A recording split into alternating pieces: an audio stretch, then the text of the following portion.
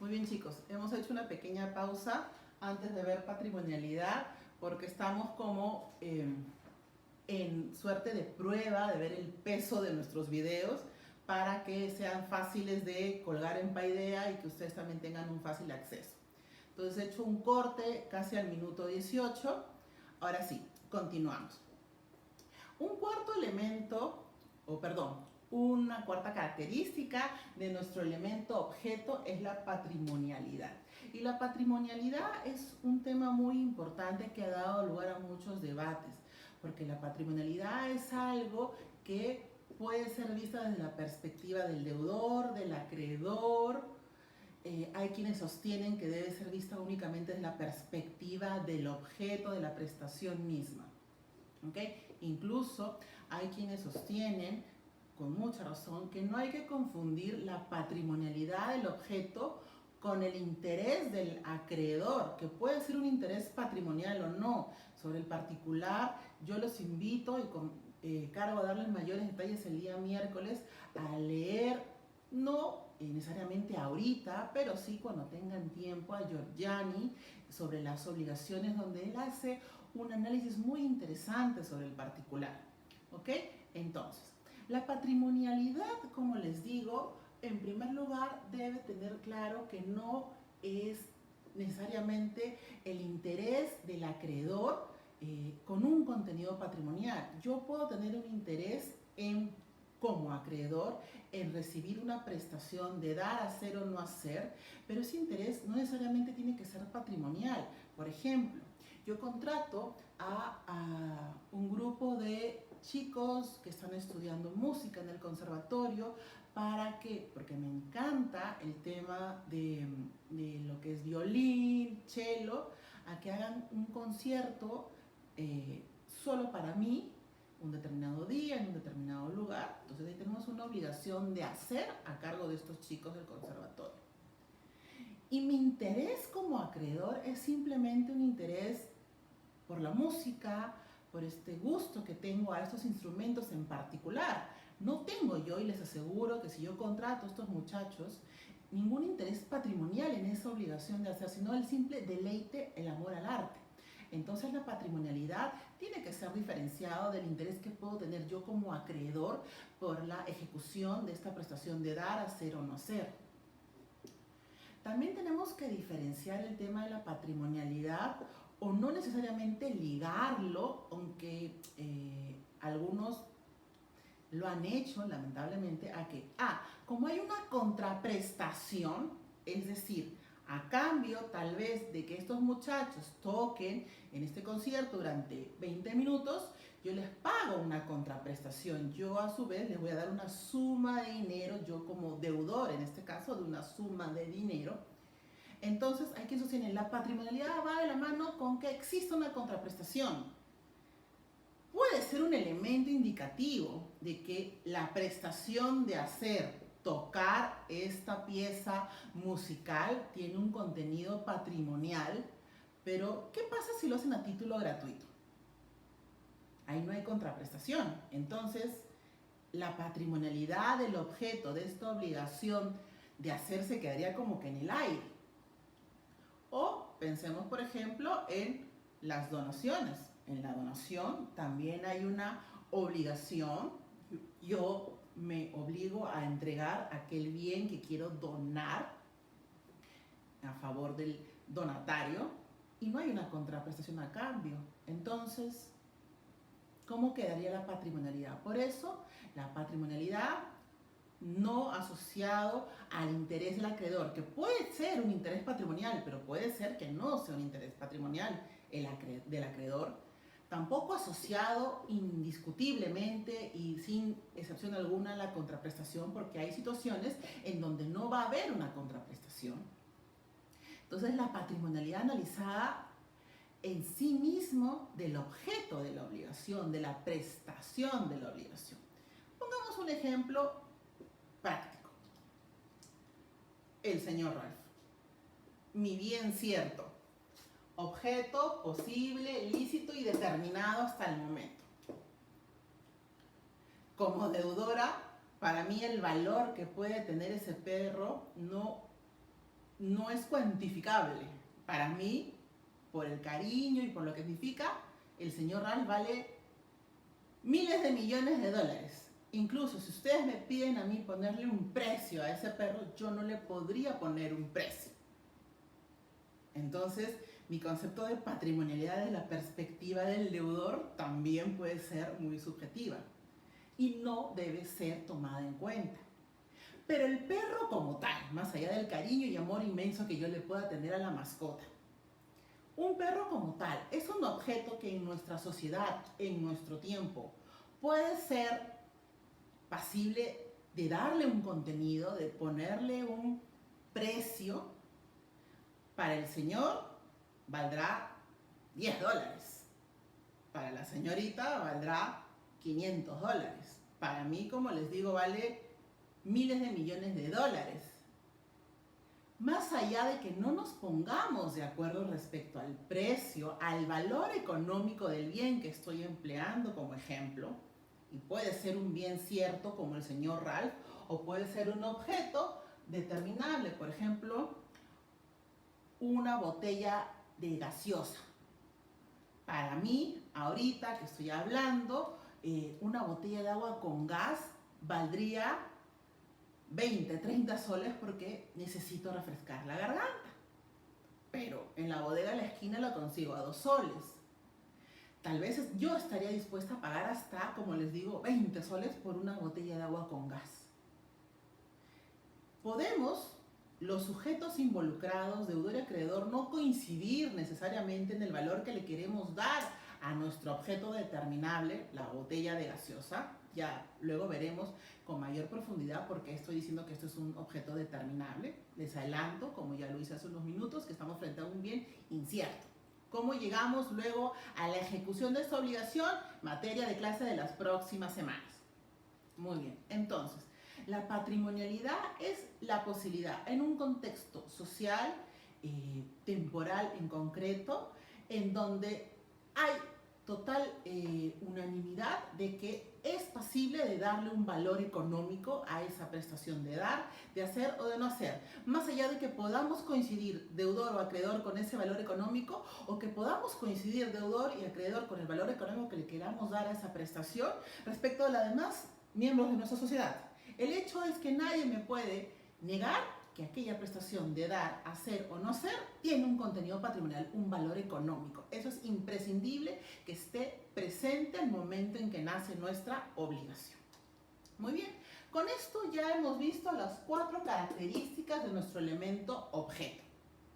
¿Qué nos falta ver para ya poder decir todo esto está presente y sí, estamos frente a una obligación?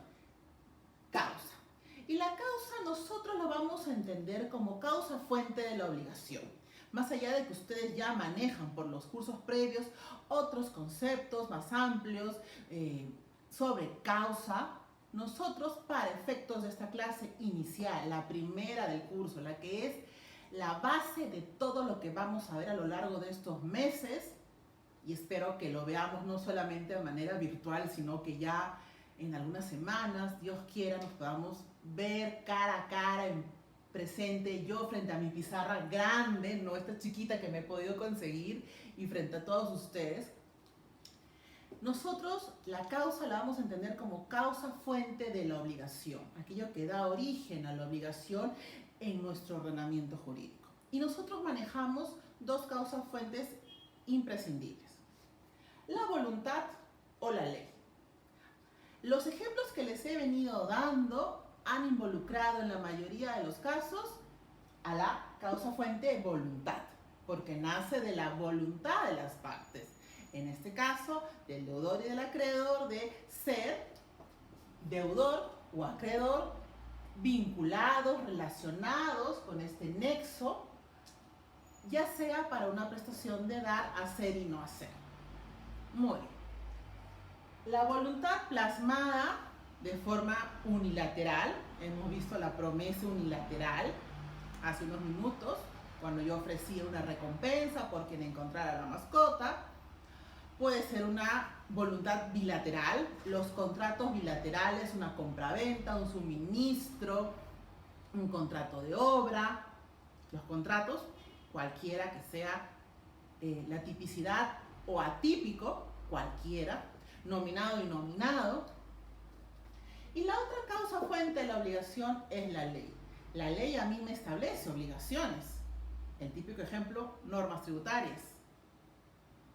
Yo no quisiera ser deudora de la obligación de pagar mi impuesto a la renta anual, pero soy deudora de esa obligación y tengo a una entidad como acreedora, en este caso el Estado, representado por SUNAT, quien me va a cobrar esa obligación de dar suma de dinero. Entonces la ley a mí me establece también obligaciones. Acá en ningún lado está plasmada mi voluntad, simplemente que como formo parte de esta sociedad, el ordenamiento me establece esa obligación. ¿Ok? Entonces, nuestra causa fuente, voluntad, ley. A lo largo del ciclo, lo que vamos a ver en su gran mayoría de casos van a ser la causa fuente, voluntad, sobre todo bilateral. ¿Por qué? Porque los contratos son nuestra máxima expresión o nuestra máxima fuente de obligaciones. ¿Ok? Ya les he dicho que a través de los casos prácticos, vamos a comenzar con casos prácticos que hemos elaborado, mi grupo de asistentes y yo, pequeños, sencillos, pero luego vamos a pasar a contratos verdaderos. ¿Por qué? Porque justamente causa fuente, voluntad bilateral que da lugar al nacimiento de las obligaciones. Entonces, hasta este momento ustedes tienen que estar en la capacidad de identificarme estos 4 elementos de la obligación para que podamos el día miércoles poder diferenciarlo de otras situaciones o relaciones jurídicas y para que podamos tener claro que nuestra obligación nació válida, conforme, completa con cada uno de estos elementos. Porque luego a lo largo del curso veremos qué pasa o qué variaciones se van a ir presentando o qué clasificaciones se pueden ir presentando o qué situaciones se pueden ir presentando cuando alguno de estos 4 elementos y las características de los mismos van cambiando, van modificándose en el tiempo. Tenemos que tener presente que no todas las obligaciones son de ejecución inmediata, es decir, que en este momento yo me obligo a entregarles al señor Ralph, le entrego al perro y ahí murió la obligación. No hay mayor problema. Nació, se cumplió y finalizó nuestro vínculo jurídico. Pero no necesariamente las obligaciones son de ejecución inmediata. Entonces, van a ser mayores los casos en donde nuestra obligación nace para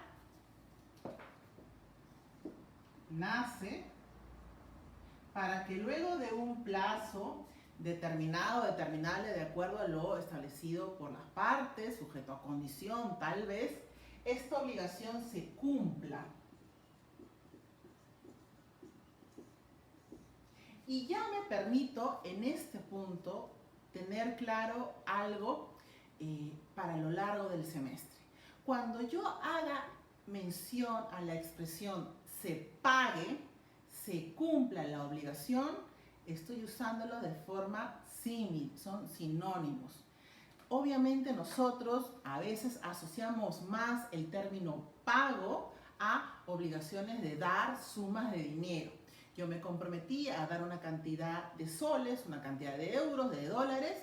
Muy bien, yo tengo que pagar esa obligación de dar suma de dinero. Es el término más coloquial que nosotros tenemos presente en nuestra mente. Incluso si nos damos una vuelta por, no sé, la facultad de ingeniería y uno le dice a alguno de los chicos, una consulta, ¿qué significa pagar?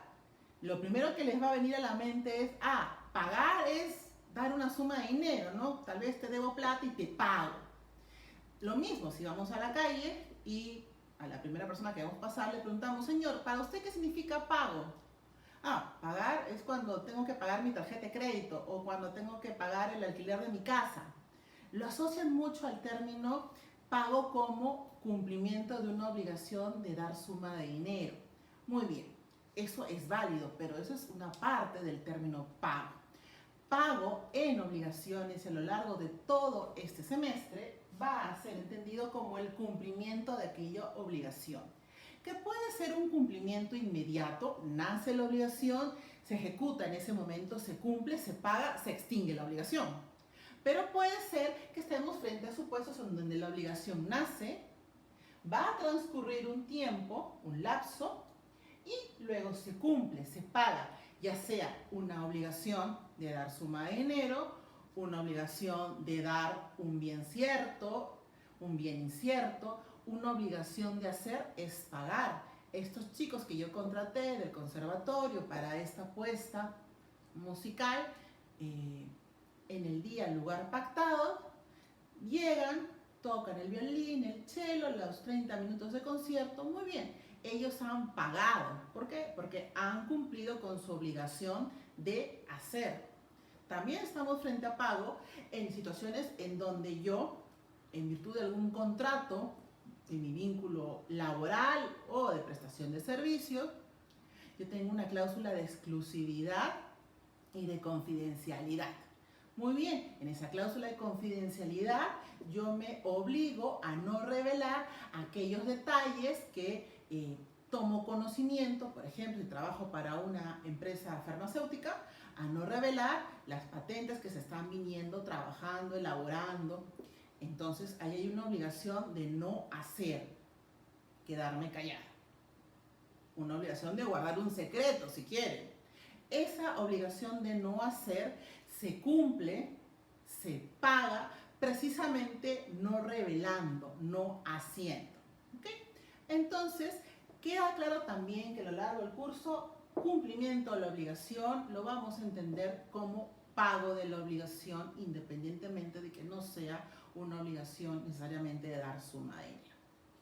Muy bien, chicos, con estos dos videos que van a encontrar ustedes a partir de el día martes 7 de abril en Paideia, ustedes los revisan y el día miércoles comenzamos unas 30-40 minutos de temas adicionales que tengo que exponerles, absolver sus dudas, y así creo yo que para nuestra primera clase, nuestra primera hora y media de clase que tenía que ser presencial, estamos satisfaciendo plenamente los requerimientos. Yo estoy segura que la dedicación que tanto ustedes como yo le vamos a poner en el ciclo va realmente a ser mucha, y que al final ustedes y yo vamos a salir muy contentos.